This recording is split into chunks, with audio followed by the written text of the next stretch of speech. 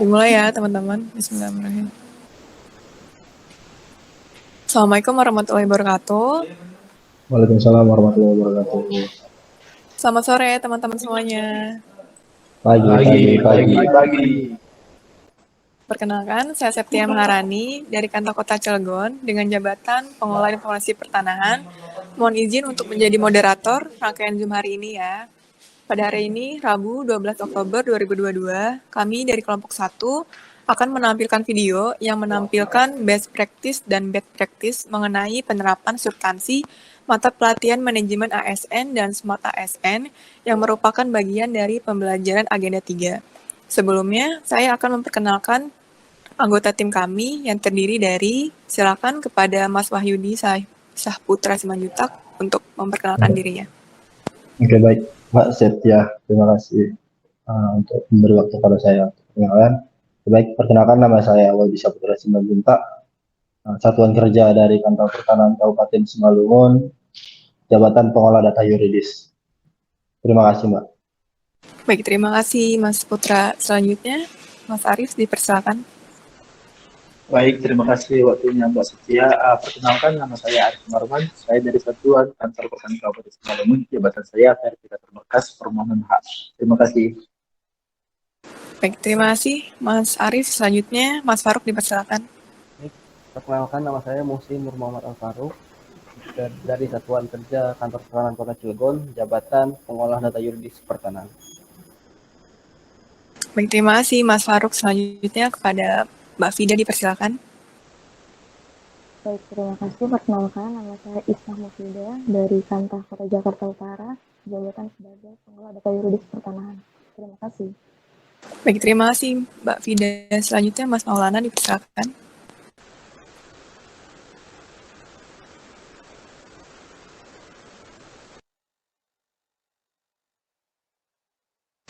Baik, terima kasih teman-teman semuanya. Selanjutnya kita akan membahas dua buah video. Video yang ditampilkan adalah video best practice dan bad practice. Setelah itu teman-teman diminta untuk memberikan tanggapan dari video tersebut. Mari kita simak videonya bersama-sama.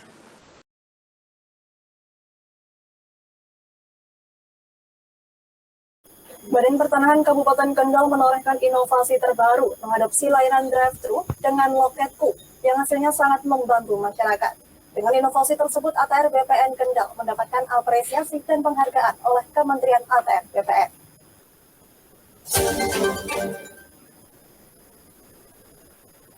Kementerian Agraria dan Tata Ruang Badan Pertanahan Nasional memberikan penghargaan pada Kepala Badan Pertanahan Kabupaten Kendal. Pasalnya, pihaknya berhasil membuat inovasi terobosan baru, yakni layanan drive-thru dan prioritas. Yang mana inovasi layanan ini sangat memudahkan masyarakat yang akan mengurus sertifikat. Tidak harus mengantri, bahkan dalam memasukkan berkas dan pengambilan bisa menentukan waktu sendiri. Kepala ATR BPN Kendal Agung Taufik Hidayat mengatakan, dengan inovasi layanan drive-thru BPN Kendal menjadi salah satu percontohan di semua kantor ATR BPN di Indonesia. Sebab dengan inovasi unggulan yakni layanan drive-thru dan layanan prioritas, sangat memberi kebebasan masyarakat yang akan mengurus sertifikat tanahnya tanpa melalui notaris. Kepala BPN Kendal sempat diminta untuk memberikan paparan oleh kementerian terkait layanan inovasi drive-thru. Agung mengatakan bahwa ada 3 keuntungan dalam inovasi drive-thru, terkait tuntutan masyarakat layanan cepat, tepat, dan efisien. Kedua, mengoptimalisasi pelayanan Loketku yang dicanangkan Kementerian ATR BPN. Ketiga, mewujudkan good governance dan clean governance, sehingga mendapatkan predikat wilayah bebas dari korupsi atau WBK. Terkait dengan tuntutan masyarakat akan pelayanan pertanahan yang cepat, mudah, dan efisiensi. Yang kedua, bagaimana kita mengoptimalisasi layanan Loketku yang telah dicanangkan oleh Kementerian ATR. Kemudian yang ketiga, bagaimana kita mewujudkan good governance, clean governance dalam rangka kita mendapatkan predikat. Agung menambahkan dengan dilaunchingnya layanan drive-thru bulan Juli kemarin, sudah ada sekitar 60 orang yang mengurus melalui drive-thru yang dipadukan dengan Loketku. Untuk jam kerja BPN Kendal mulai 7 hari jam kerja, namun untuk Sabtu dan Minggu mulai buka jam 8 pagi. Dari Kendal, Muhammad Arya, Lingkar TV, melaporkan.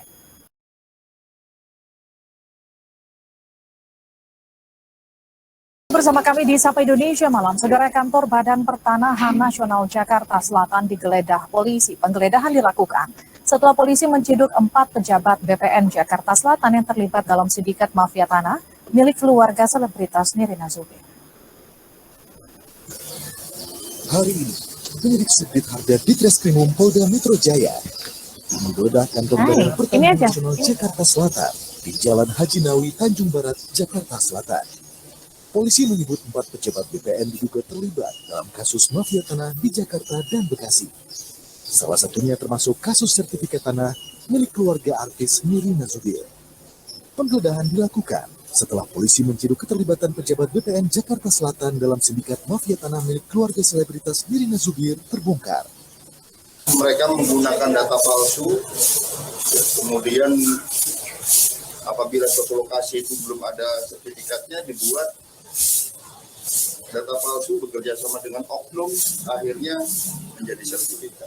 Dan yang paling canggih, ada illegal access. Seharusnya akun yang tidak bisa ditembus oleh mafia itu. Kepala BPN Jakarta Selatan menyatakan mendukung upaya polisi untuk memberantas mafia tanah. Dengan terungkapnya kasus ini, masyarakat diimbau mendatangi langsung kantor BPN jika ingin mengurus perubahan hak milik tanah. Polisi menetapkan 3 tersangka baru dalam kasus mafia tanah milik keluarga Nirina Zubir. Ketiganya ditangkap berdasarkan pengembangan dari sidang kasus yang sama. 1. Atas nama Muhammad Sak Alatas. Ini laki-laki, perannya membantu pembiayaan proses balik nama. Kedua, Saudara Ahmad Efrit Lakio Ordiba. Ini laki-laki, perannya merupakan pegawai BRI yang berperan membantu pencairan kredit dengan jaminan sertifikat.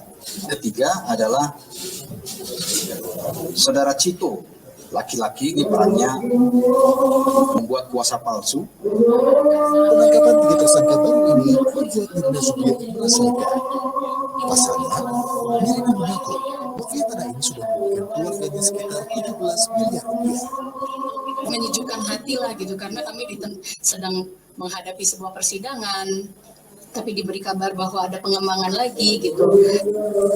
Sebelumnya, sudah ada 5 tersangka dalam kasus ini yang kini sedang disidang di pengadilan. Mereka adalah asisten rumah tangga keluarga Nirina bernama Lili, suami Lili, serta 3 orang notaris PPAT Jakarta Barat. Kasus bermula ketika mendiang ibunda Nirina meminta asisten rumah tangganya untuk membayarkan pajak bumi dan bangunan 6 aset pada tahun 2015. Namun, sang asisten rumah tangga justru merampas seluruh aset dengan cara pengurusan balik nama.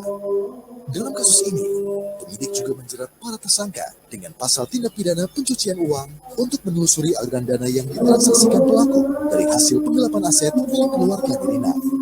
Tim Liputan Kompas TV, Jakarta. Baik, dari video yang kita sudah tonton bersama-sama, bagaimana nih pandangan teman-teman semua terhadap video yang telah ditampilkan? Silakan yang ingin memberi tanggapannya. Ya, baik, Mas Putra, dipersilakan. Ya, baik. Terima kasih Mbak Setia. Saya menanggapi video yang dari Des Prestige. Menurut saya dalam video ini, sebagaimana yang kita lihat bersama para pegawai kantor pertanahan Kabupaten Kendal telah berhasil menerapkan nilai-nilai Smart ASN dalam melaksanakan tugasnya. Bisa kita lihat itu dari bentuk mereka buat inovasi dalam bentuk pelayanan drive-thru, dan juga berhasil menerapkan manajemen ASN dalam bentuk pelayanan publik yang memperhatikan lingkungan pelayanan, yaitu membuat layanan prioritas. Mungkin tanggapan dari saya cukup sekian, Mbak. Baik, terima kasih Mas Putra. Selanjutnya bisa ke Mbak Fida, silakan tanggapannya Mbak Fida. Oke, baik, terima kasih. Menurut saya inovasi yang dilakukan oleh BPN Kendal sangat menarik ya, karena inovasi itu melakukan integritas antara data secara digital dengan loket pool gitu. Dan hal itu tentu saja mempermudah masyarakat di Kendal untuk melakukan proses pengurusan hak atas tanah mereka. Dan itu menunjukkan juga bahwa BPN Kendal telah mengikuti perkembangan zaman dengan melakukan inovasi dalam rangka teknologi yang lebih maju seperti itu. Terima kasih. Baik, terima kasih Mbak Vida. Selanjutnya Mas Arief bisa diberi tanggapannya mengenai video yang udah ditampilkan. Oke, terima kasih atas waktunya Mbak Setia. Mungkin tanggapan saya untuk video yang kedua yaitu best practice, di mana yang saya tangkap itu oknum-oknum yang terlibat dalam kasus mafia tanah. Dalam video ini menurut saya gagal melaksanakan atau menerapkan pelayanan publik ASN yang baik, di mana seharusnya para pegawai itu memberikan pelayanan yang jujur, adil, dan tidak berpihak terhadap masyarakat. Akan tetapi dalam praktis oknum-oknum ini tersebut melakukan penyimpangan terhadap nilai-nilai pelayanan publik ASN dengan cara mendukung atau menggantungkan diri sendiri dan juga berkolaborasi dalam oknum mafia tanah, di mana hal itu merugikan masyarakat dan merugikan instansi. Mungkin tanggapan saya dalam praktis hanya seperti itu Mbak. Ya, terima kasih. Baik, terima kasih Mas Arief. Selanjutnya Mas Faruk dipersilakan. Baik, terima kasih Mbak Septi atas kesempatan yang diberikan. Telah kita simak bersama bahwa dalam tayangan bad practice tadi telah terjadi kasus mafia tanah yang dilakukan oleh pejabat kantor pertanahan itu sendiri, di mana perbuatan pejabat tersebut melanggar kode etik dan kode perilaku sebagai seorang ASN. Slogan yang telah kita pelajari pada agenda 3 dalam pembahasan manajemen ASN. Jadi dengan kejadian seperti kasus itu tentu dapat malah menambah citra buruk bagi ASN dan berdampak pada hilangnya kepercayaan masyarakat pada kualitas pelayanan publik. Untuk kita sebagai penerus, kewajiban kita tentu senantiasa memberikan pelayanan yang baik dan berhasil guna serta santun diperlukan dalam bekerja. Sebagaimana yang dimaksud dalam UU ASN, sekaligus dapat memberikan marwah, menjaga harkat, martabat, dan kehormatan ASN itu sendiri. Mungkin itu tanggapan dari saya. Terima kasih. Baik, terima kasih Mas Faruk. Selanjutnya Mas Maulana dipersilakan.